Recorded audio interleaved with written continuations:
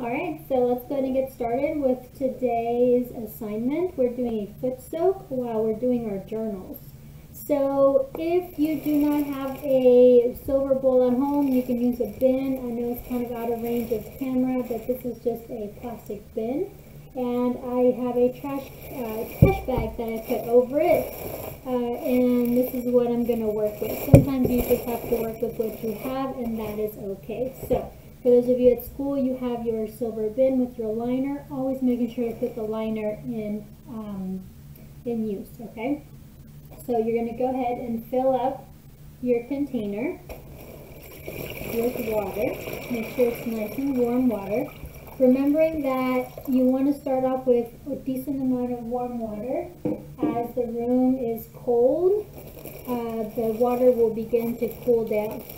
Your client or you, when you first put your foot in, they will say, ooh, ow, it's too hot. Make it cooler. So then they'll have you add cold water, and then it'll be perfect temperature. But the bad thing about that is in just a few minutes, whenever, and I'm using the mannequin feet here, but in just a few minutes, whenever they're bouncing here, they're floating, whenever the water starts to cool down, before you even get started with your service, they're going to want you to make it warmer because the water got too cold. So you always want to make sure that at the beginning you tell your client the water is warm, but your feet need to get acclimated to the temperature of the water. So dip your feet in, pull them out, wait a second, dip them in, pull them out, dip them in, pull them out. And then they start playing with the water and their feet get acclimated to the temperature, and then it feels good. The reason why it feels really hot at first is because your hands are what used to being wet all the time, because you wash your hands and things of the sort. Your feet only get wet if you shower, or if you intentionally dip them in the water, or if it's raining outside and your shoe gets wet and your sock gets wet, and even then that's uncomfortable. So they're not used to those kinds of temperatures on their own. So that's why, okay? So you want to put your water in. You're going to get your soak. Like we said in the needs list video, it is the one that is blue, the blue salts. It's a very strong peppermint scent. Now you notice as you dip in the salts will sink to the bottom, and then the blue color will start to spread out within the water. Okay, that is the dye along with the scent. Now this particular small container is good for the size bin that you are using at school. The silver metal bowl works perfect. Okay, you think that it would stain your feet, but it does not, unless if you have really dry skin, then it might stain it a little bit, but it will come off as soon as you shower. So you just gotta scrub a little bit. Okay, so once you have your soak in, so you put your soak in, you can go ahead and dip your feet in, roll your pant leg up, make sure you don't stain your socks or your pant legs or your shoes, so get those out of the way. And then you're going to come in and you're just swirl your feet around and enjoy this nice little soak that you have, okay? Anytime that you soak the client's feet is for various reasons, okay? The first reason is antibacterial, okay? So this particular product is just that. It helps kill the germs that may be on the feet, okay? Because you don't wash the feet like you would wash the hands before a manicure, just because that would be really hard to do, okay? So you want to make sure you soak for the amount of time that it says on the manufacturer's directions. Typically 5 minutes is a good amount of soak. That's the main reason. The second reason is to soften the skin, okay? And any calluses or dead skin that may be on the client's feet, that when they get a pedicure service, you will remove, if that's the kind of pedicure that you're offering them or that they choose, okay? These 2 feet are the mannequin feet, okay? This one here, this SETHS, you can put it on a tripod or on a stand, so that way you can work on it. It does move, and this one does not, okay? This is an adult foot, and this is a kid's foot. Okay, you can do artificial nails on both, okay, but I'm just using these to demonstrate so you don't see my ugly feet, okay. So with these here, they do float, okay, but clients' feet aren't obviously going to do that, but they do still splash around. So you want to be careful, especially because the water is blue and the dyes in the water can stay in anything around the area. So once you, if for a class you're soaking your feet, you want to go ahead and watch the 2 videos that I have put up for the anatomy of the hands and the feet, the bones and the muscles, okay? As you're doing that, you're going to cut and paste your journal, and I'll show you here in a little bit what that is going to end up looking like, okay? Whenever you're done or close to done taking those notes, what you want to do is come in and scrub your feet with a paddle, okay? So I'm going to take one of these feet out because I can only handle one bobbing around at a time. So I'm going to have my towel here to the side, okay? And this is the paddle, okay? The foot scrub. I think we previously said we weren't going to use them, but we are. So on this here, because you've soaked your feet for a good amount of time, typically the calluses are here on the side of the foot. Sometimes you get them at the bottom of the toes, sometimes here in the middle of the foot, and for sure at the heel. Because, think about it, all of the weight of the body is being placed on the bottom of the foot, okay? And if your shoes are too tight or they're not fitting correctly, if you have a crease in your sock or something like that, the sort, you step a certain way, your feet develop blisters as cushions to protect their foot, okay? So those are the points that you will have them the most. Here on the side of the big toe, on the side of what would you call the bunion bone here, and then for sure the heel. A lot of people do on the side, because some people do develop calluses here. You do want to be careful. This is a file, essentially is a sandpaper, okay? You'll notice that when you rub your finger across the top, one is softer than the other. So one is to remove the skin, the dead skin, and the other is to buff out so it's not so rough on the skin afterwards. You'll notice the difference if you skip one of the steps, or the buffing step. So once your foot has been in the water for a good amount of time, the dead skin or the calluses are softened.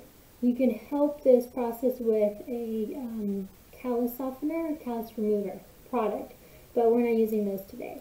So you want to take the side that's the most rough, and you want to scrub the bottom. I'm not going to do it because I'm going to mess up the plastic on the mannequin, but you want to scrub the bottom of the heel, okay? Be careful when you get to the upper part of the foot, because this is thin skin here, and you can actually, especially by the bone, especially by the ankle area, on the side of the ankle, you can scratch the client and you can hurt them, okay? You can break the skin and they can bleed, so you got to be careful. Just going over the calluses and the rough places of the skin. So also too, on the side of the toe, the bunion area, on the opposite side by the pinky, or if you have any calluses on the toes or under the toes. Another one again is in the middle of the foot in this area. You can rub that with the, almost said spatula, with the file. Once you're done, you'll see like kind of a whitish, kind of a, not chunky, but it just kind of depends on how much dead skin you have, but it's kind of a whitish type of product here, or it kind of looks like product. It's actually the dead skin, okay? So you can dip it into the water to rinse it off and continue. And then here on the other side, what you want to do is you want to come in on the same areas that you went over with the rough side. You want to go over with the soft side of the file or the paddle, so that way you can make sure to smooth out any rough patches that you left behind. You want to make sure to rinse the feet, and then also too, you want to rinse the paddle.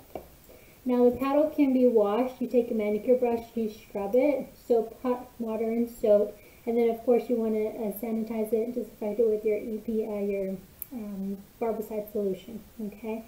You want to make sure to clean, because you don't want to be cross-contaminating whoever dead skin you scratched off or scraped off. You want that to be down the drain or in the trash. You don't want the next person to come in to get that dead skin on them, okay? So for sure, this goes dumped in the sink. You want to make sure the sink is not the sink where you handle food.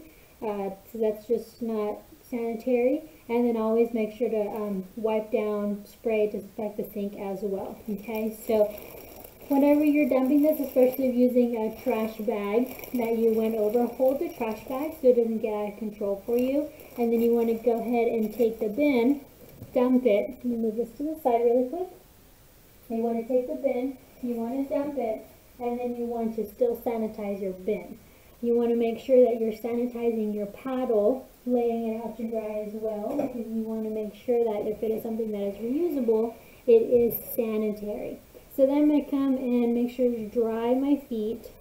Okay, I'm going to dry both with my towels. Now for those of you at home, you have towels at home. For those of you at school, make sure you put the dirty towels in the dirty towel bin. Okay. It did stain the plastic just a little bit, but that will come off, so no worries. Just gotta scrub it a little bit with some soap and water, warm water. Okay. So when you're done, you should see that there's new skin on the heels. All the dead skin, all the dead skin will have to come off if you've scraped it off hard enough or enough. Some people have calluses that have been there a little bit longer, so they need a little bit more of a scrub, or they need assistance with callus removal or softening products. Okay. So that is the service that you have for today, is the foot soak. The foot soak, when we offer it in the salon, is 15 minutes long. Okay. So you want to put that to the side. While you are doing your, and let me grab your journal here, but while you are doing your scrub, not your scrub, I'm sorry, here are my markers, and my scissors, and my glue, and my hand and foot, my bones, and my muscles, okay? While you are soaking your feet, you want to be watching the video, okay? And in watching the video, you're going to learn about the anatomy of the hands and the feet. Like I said, why do you want to learn about the anatomy of the hands and the feet? Because you are working on the client's body, and you want to know, you want to be aware of what you're working on. So in our journal, we are working backwards. Okay, let's see. Okay, we're working backwards. So we did our icebreaker with our toes. We did our manicure bath. We did our jelly spa. Then we did our children's bead soak. Okay, so now we're going to continue here. So we're going to do the anatomy. Okay, so right now let's pretend that, and it doesn't matter what you start with, but I would start just, top to bottom. I would start with my hand. So I'm going to take my hand. So I've got my children's bead soak on one side, and on the other side I'm going to do my anatomy of the hand. I guess I'll do this one.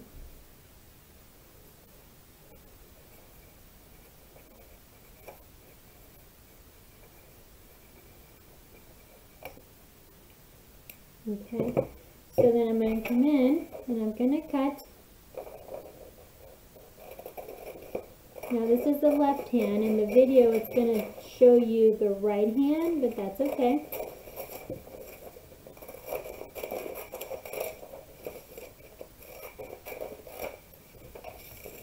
Okay, so it's all the same. So I'm going to do my anatomy of the hand here. When I come in and glue, I'm going to come in and I'm going to color my hand, my bones, and when I'm done, it should all be colored. Now your hand is already, your bones and your muscles are already labeled, so all you're doing is coloring. So let me go ahead and show you what that's going to look like when you're done. Okay, this is the final result of my color that I put on my bones. So I went ahead and colored the bones and the vocabulary terms for each one. On the bottom I just put bones. Okay, so that is the bones of the hand, and then we have the anatomy of the hand, we have the muscles that we have colored in, and then we have anatomy of the foot. This is the bones. On this one I colored the word, on this one I just colored the line pointing to the vocabulary word, and then at the very end we have anatomy of the feet, the muscles.